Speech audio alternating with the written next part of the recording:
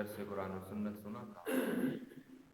آج جو ہے وہ بیوی کے ساتھ حسن سلوک اور بیوی کے حقوق کے متعلق گفتگو ہوگی.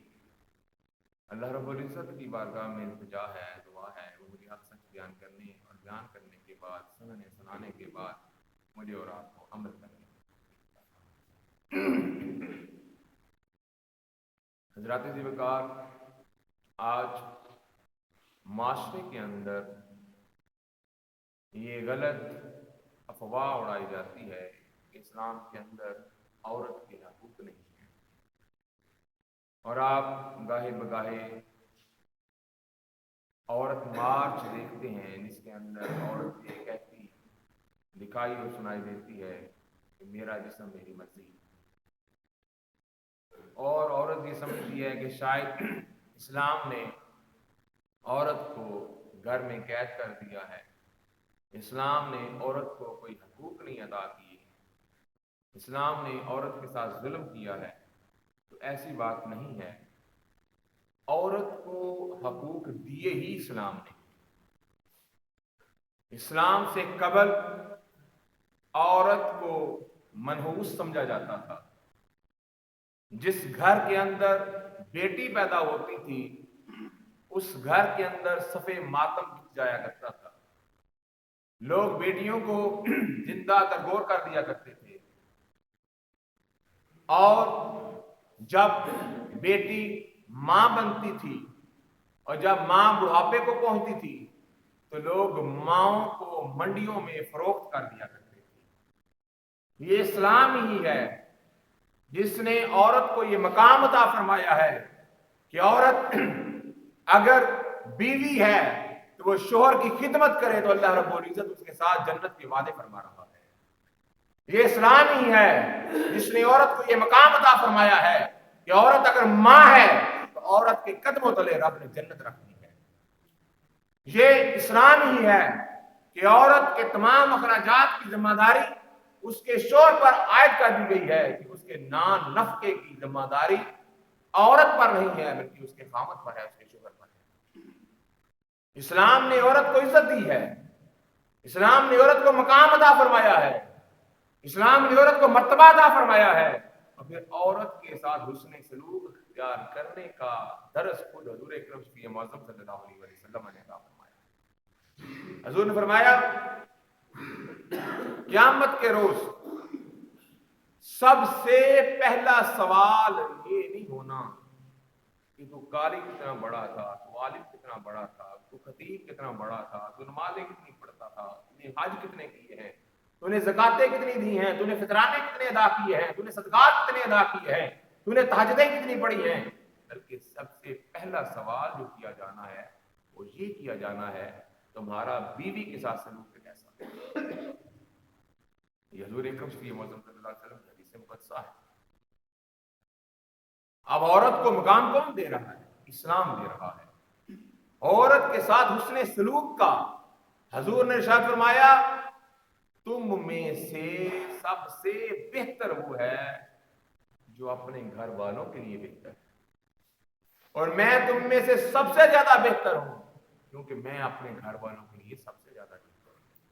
حضور اپنی ازواج کے ساتھ محبت فرمایا کرتے، ان کے ساتھ پیار والا رویہ اختیار کرتے، یہاں تک کہ اما عائشہ صدیقہ رضی اللہ تعالی عنہا ارشاد فرماتی ہیں حضور پانی نوش فرماتے تو مجھے کہتے کہ عائشہ تم پانی پیو، میں پانی پیتی.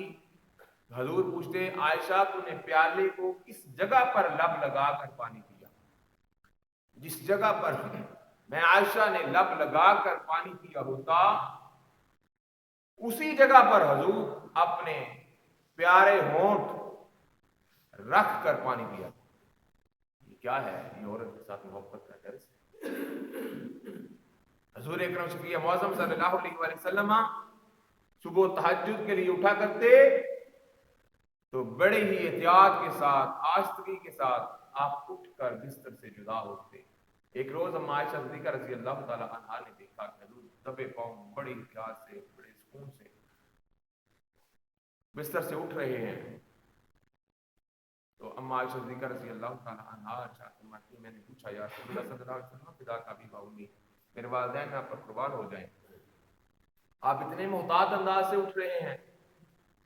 تو حضور اکرم صلی اللہ علیہ وسلم نے ارشاد فرمایا عائشہ میں رب کی عبادت کے لیے اٹھ رہا ہوں، رب کو منانے کے لیے اٹھ رہا ہوں، مگر میں یہ نہیں چاہتا کہ میرے اٹھنے کی وجہ سے تیرے آرام کے اندر کوئی خلل پیدا ہو جائے۔ ہمارے اسلام نے، ہمارے دین نے تو عورت کو اتنا مقام بنا دیا، اور یہ جو تیمم والا معاملہ ہم کرتے ہیں، یہ رب نے جو تیمم کی ایسی سہولت عطا فرمائی ہے، یہ بھی حضرت اما عائشہ صدیقہ رضی اللہ تعالیٰ عنہا کی طفیل عطا فرمائی ہے۔ ایک غزوے میں گئے، اما عائشہ صدیقہ رضی اللہ تعالیٰ عنہا بھی ساتھ تھیں، ایک درخت کے نیچے اما عائشہ صدیقہ رضی اللہ تعالیٰ عنہا آرام فرما رہی تھی۔ جب آپ بیدار ہوئی تو گلے میں دیکھا تو آپ کا ہار گلے میں نہیں تھا، آپ کا ہار گم ہو گیا۔ اما عائشہ صدیقہ رضی اللہ تعالیٰ عنہا نے حضور کی بارگاہ میں گزارش پیش کی کہ حضور میرا تو ہار گم ہو گیا ہے، مجھے ہار تلاش کر کے دیجیے۔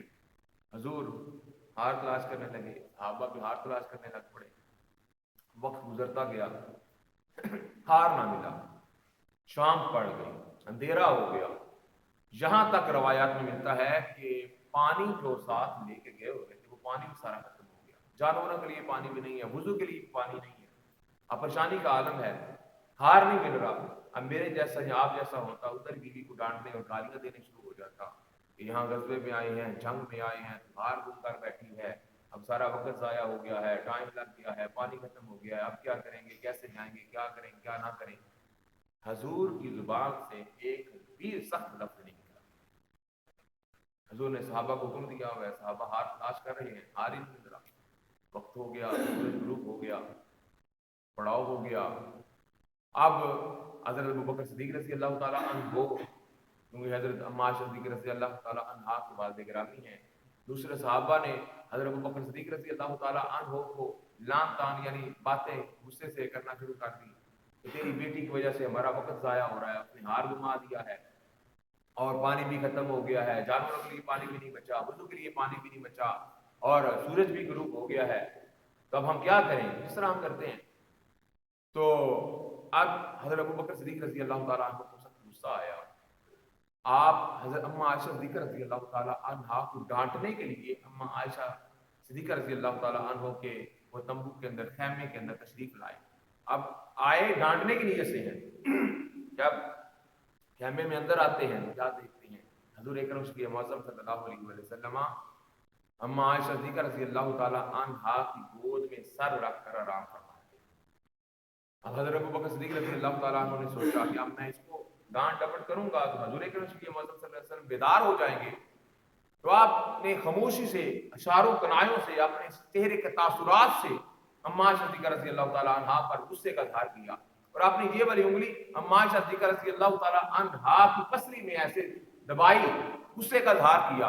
بول اس لیے دے رہے کہ حضور آرام کر رہے ہیں، حضور کے آرام کے اندر خلل پیدا ہو جائے گا۔ اب سخت ناراض ہیں حضرت ابوبکر صدیق رضی اللہ تعالیٰ عنہ بھی اما عائشہ صدیقہ رضی اللہ تعالیٰ عنہا پر، باہر صحابہ بھی چین گوئیاں کر رہے ہیں، مگر جب یہ معاملہ ہوا اللہ رب العزت نے جبریل الامین کو حضور کے قدموں میں بھیج دیا، اور جبریل الامین حضور کی بارگاہ میں حاضر ہو کر سلام پیش کرتے ہیں، کہتے ہیں یا رسول اللہ صلی اللہ علیہ وسلم، اللہ رب العزت نے آپ کی امت کی آسانی کے لیے تجمم کا حکم عطا فرما دیا ہے کہ اگر پانی ختم ہو گیا ہے، پانی نہیں مل رہا، حالانکہ مٹی سے لوگ سمجھتے ہیں کہ جسم ناپاک ہو جاتا ہے، گندگی لگ جاتی ہے، حالانکہ ایسی بات نہیں ہے، مٹی جو ہے وہ اینٹی سیپٹک ہے، جراثیم کش ہے، تو مٹی کے ساتھ تجمم کا حکم عطا فرما دیا اللہ رب العزت نے، صرف اس وجہ سے حضرت اما عائشہ صدیقہ رضی اللہ تعالی عنہا کی بدولت وہ وقت کا ضیاع ہوا، پانی ختم ہو گیا، سورج غروب ہو گیا، تو اللہ رب العزت نے امت کے لیے ایک آسانی پیدا فرما دی۔ وہی لوگ جو ابو بکر صدیق رضی اللہ تعالی عنہ کو برا بھلا کہہ رہے تھے کہ تیری بیٹی کی وجہ سے ہمیں یہ دن دیکھنا پڑا، وہی اب ابو بکر صدیق رضی اللہ تعالیٰ عنہ کا شکریہ ادا کر رہے تھے کہ تیری بیٹی کی وجہ سے اللہ رب العزت نے ہمیں ایک آسانی پیدا فرما دی ہے کہ اگر پانی میسر نہ ہو تو تیمم کے ساتھ بھی نماز کی ادائیگی ممکن ہے۔ تو بات کرنے کا مقصد یہ ہے کہ ہمارا دین फिर ग़ज़वात में अम्मा आयशा सिद्दीक़ा रज़ी अल्लाह ताला अन्हा भी साथ जाती। हजूर सहाबा को कहते कि सहाबा आप आगे निकल जाओ। हजूर अम्मा आयशा सिद्दीक़ा रज़ी अल्लाह ताला अन्हा को कहते कि आयशा दौड़ लगाएं। अम्मा आयशा सिद्दीक़ा रज़ी अल्लाह ताला अन्हा और हजूर अकरम सल्लल्लाहु अलैहि वसल्लम दौड़ लगाते। एक दफा ऐसा हुआ कि जवानी का आलम था। अम्मा आयशा सिद्दीक़ा रज़ी अल्लाह ताला अन्हा दुबली पतली थी। अम्मा आयशा सिद्दीक़ा रज़ी अल्लाह ताला अन्हा हजूर अकरम सल्लल्लाहु अलैहि वसल्लम से आगे निकल गई। तो हजूर ने फरमाया आयशा आज तू जीत गई। एक और गजवा आया, वक्त गुजर गया था, अम्मा आयशा सिद्दीक़ा रज़ी अल्लाह ताला अन्हा थोड़ी हेल्दी हो गई थी, तब दौड़ लगाई। हजूर ने कहा आयशा दौड़ लगाएं। दौड़ लगाई गई। हजूर अकरम सल्लल्लाहु अलैहि वसल्लम आगे निकल गए। तो हजूर ने फरमाया आयशा आज वो पिछला बदला मैंने उतार दिया, पहले तुम जीत गई थी आज मैं जीत गया। ये मोहब्बत के एक मामलात हैं। घर के अंदर मोहब्बत और शफकत वाला माहौल रखना चाहिए। लेकिन आज जो है यहाँ तक है कि हजूर अकरम सल्लल्लाहु अलैहि वसल्लम के घर जब अम्मा आयशा सिद्दीक़ा रज़ी अल्लाह ताला अन्हा शुरू में आई तो आपको आटा गूंदना भी नहीं आता था। हजूर अकरम सल्लल्लाहु अलैहि वसल्लम खुद अम्मा आयशा सिद्दीक़ा रज़ी अल्लाह ताला अन्हा को आटा गूंद के देते रहे हैं। घर के काम में अम्मा आयशा सिद्दीक़ा रज़ी अल्लाह ताला अन्हा के साथ मुआवनत फरमाते रहे हैं। और जब आपके आखिरी अय्याम थे हजूर अकरम सल्लल्लाहु अलैहि वसल्लम अम्मा आयशा सिद्दीक़ा रज़ी अल्लाह ताला अन्हा की गोद में आराम फरमा होते थे और अम्मा आयशा सिद्दीक़ा रज़ी अल्लाह ताला अन्हा को कहते थे कि आयशा मुझे मिसवाक नरम करके दो। अम्मा आयशा सिद्दीक़ा रज़ी अल्लाह ताला अन्हा अपने मुंह में मिसवाक लिया करती, उसको नरम करती, चबाती। अम्मा आयशा सिद्दीक़ा रज़ी अल्लाह ताला अन्हा का लुआब मिसवाक पर लगता, वही लुआब वाली नरम करता मिसवाक जो है वो हजूर अकरम सल्लल्लाहु अलैहि वसल्लम खुद फरमाया करते, अपने मुंह में लिया करते। तो ये हमारा दीन, ये हमारा इस्लाम औरत को मकाम देता है। औरत के साथ मोहब्बत का, औरत के साथ प्यार का, औरत के साथ हुस्न सलूक का दर्स जो है वो इस्लाम ने दिया है। औरत ने शायद ये समझ लिया है कि मैं बाहर आवारा फिरती रहूं, यहाँ सारे मामलात में बाहर अपने शोहर की मर्जी के खिलाफ करती रहूं तो फिर मुझे आज़ादी हासिल है, फिर हम मेरे हकूक पूरे होते हैं। हालांकि ऐसी कोई बात नहीं है। मगरिब ने यूरोप ने औरत के साथ जुल्म किया है कि घर के सारे मामलात भी करे, बच्चों का हमल भी उठाए, शोहर की जरूरियात को भी पूरी करे और माशियात का सिलसिला भी लेके आए, वो कमाई भी करके लेके आए, वो नोट भी कमा कर लाए। तो इस्लाम ने क्या कहा है? इस्लाम ने औरत को बापर्दा घर में पुरसुकून हालत में एक जिंदगी अता फरमाई है कि वो अपने शोहर की खिदमत करे, अपने बच्चों की अच्छी परवरिश करे। शोहर के ऊपर ये जिम्मा है कि उसका नाश्ता उठाए, उसके खाने का एहतमाम करे, उसके पहनने का एहतमाम करे, जो खुद खाता है उसे खिलाए, जो खुद पहनता है जिस लेवल का, जिस स्टैंडर्ड का, जिस म्यार का वो खुद कपड़ा इस्तेमाल करता है, उसी लेवल का, उसी स्टैंडर्ड का, उसी म्यार का अपनी औरत को पहनाए। और जो भी उससे सहूलियात मुयस्सर पड़ती हैं वो अपनी औरत के लिए पैदा करे। ये हुस्न सलूक का दर्स जो है वो दीन और इस्लाम देता है। इतना मकाम अल्लाह रब्बुल इज्जत और अल्लाह रब्बुल इज्जत के प्यारे हबीब ने औरत का रखा है। दुनिया के किसी मजहब ने, किसी कानून ने, किसी कायदे ने वो मकाम औरत को नहीं दिया। वक्त ज्यादा हो गया है। अल्लाह रब्बुल इज्जत की बारगाह में दुआ है, इल्तिजा है वो मुझे और आपको औरतों के साथ हुस्न सलूक वाला रवैया अख्तियार करने की तौफीक अता फरमाए। वो जो बुजुर्ग हजरात मेरे सामने जलवा फरोश है, उनकी बारगाहों में भी गुजारिश है कि बहुओं को, बेटियों को दर्जा दें। आज कोई बेटा अपनी बीवी के साथ कोई प्यार वाला मामला करता है या उसके लिए खुशी का सामान पैदा करता है तो सास और ससुर सबकी बात नहीं कर रहा, कई नफ्सियाती मरीज लोग होते हैं, उनको ये बात हजम नहीं होती, वो तरह तरह के इल्जामात लगाते हैं कि जोरू का गुलाम हो गया, बुढ़ी थले लग गया, ऐसा वैसा। तो ऐसी कोई बात नहीं है कि अल्लाह और अल्लाह के रसूल के हबीब का फरमान है औरत के साथ उसने सलूक करें। हाँ, बीवी के ऊपर भी जिम्मेदारियां हैं, शोहर की भी जिम्मेदारियां हैं, बीवी के भी हकूक हैं, शोहर के भी हकूक हैं। हर बंदा अपने फराइज अदा करे, क्योंकि हर बंदे के फराइज दूसरे के हकूक हुआ करते हैं। जब आप अपने फराइज अदा नहीं करते तो दूसरों के हकूक पर पामाल होते हैं। इसलिए सास और ससुर को भी चाहिए कि बहू को बेटी का दर्जा दें, उनसे मोहब्बत करें, उनसे प्यार करें, जिस तरह कोई शख्स भी नहीं चाहता। देखिए, जो आपके घर आपकी बेटी, आपके बेटे की तरफ आई होती है वो भी किसी की बेटी होती है। आप बताएं, आप में से अक्सर लोग बेटियों के बाप होंगे, कौन सा बाप चाहता है कि मेरी बेटी के साथ जुल्म हो? कौन सा बाप चाहता है कि मेरी बेटी का शोहर जो है वो मेरी बेटी को गालियां दे? कौन सा बाप चाहता है कि मेरी बेटी के जो ससुराल वाले हैं उस पर जुल्म सितम करें? کون سا باپ چاہتا ہے کہ میری بیٹی کو ناجائز تنگ کیا جائے؟ کون سا باپ چاہتا ہے کہ میری بیٹی پر ظلم و ستم کیا جائے اور اس کا گھر کا ماحول ایک قید خانے والا ہو، اس کو آزادانہ سانس لینے کی بھی اجازت نہ ہو؟ کون سا باپ چاہتا ہے کہ اس کا شوہر اس کی بیٹی کے ساتھ اچھا رویہ اختیار نہ کرے؟ کوئی بھی نہیں چاہتا۔ بیٹیاں جگر کا ٹکڑا ہوا کرتی ہیں، ہر بندے کو اپنی بیٹیوں سے زیادہ پیار ہوتا ہے۔ میں کسی کی بات نہیں کرتا، میں بھی باپ ہوں، میرا بھی ایک بیٹا ہے، ایک بیٹی ہے، تو یقین کرے ایک ہی بیٹا ہے میرا، لیکن مجھے بیٹی سے زیادہ پیار ہے۔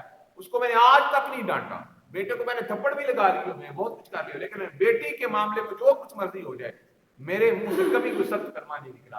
اتنی محبت ہوتی ہے، کبھی ملے آئے ہو تو سینے پر لٹا کر جو سکون ملتا ہے، لیکن ساری کائنات کی جو جائیدادیں اور دولتیں ہیں وہ ایک طرف ہے، اور بیٹی کے ساتھ جو مل کر جو پیار کر کے بندے کو سکون ملتا ہے، دلی اطمینان ملتا ہے، وہ ایک طرف ہے۔